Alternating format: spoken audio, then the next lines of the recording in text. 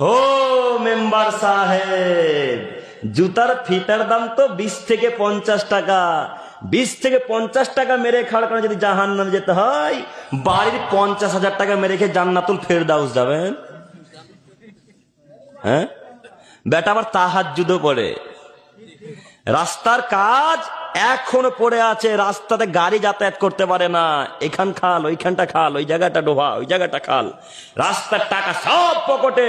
বলেন এই নেতা মেম্বার সাহেব হজ করে কি কাজ করবে? কি করবে? জনগণের পাপ তো আল্লাহ তাআলা ক্ষমা করবে না। বুঝেননি কথা? জনগণের পাপ তো আল্লাহ ক্ষমা করবে না।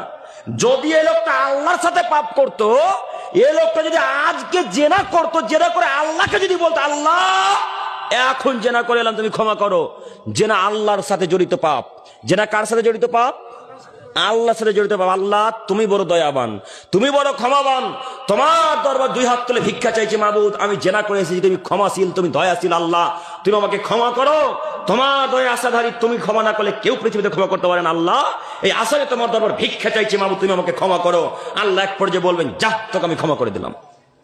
অথচ জেনা বড় পাপ, কাবিরা গুনাহগুলোর মধ্যে একটি কাবিরা গুনাহ, বড় পাপ। তারপর আল্লাহ ক্ষমা করলেন কি করলেন না?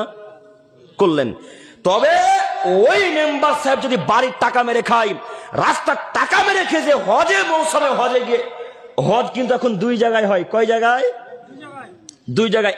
এক মক্কাতে এক জায়গায় হজ হয়, 2 ফুরফুরা শরীফে হজ হয়।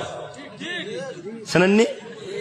আপনার হুজুর বলছে, এই আমার চেহারার দিকে দেখো, যদি তোমরা আমার চেহারার দিকে দেখো, তাহলে তোমাদের ছোট ছোট সাগিরা গুনাহগুলোকে আল্লাহ ক্ষমা করে দিবেন। জনগণ বলছে সুবহানাল্লাহ। জনগণের মাথাতেও গোবর, হুজুরের মাথাতেও 10 কেজি গোবর আছে।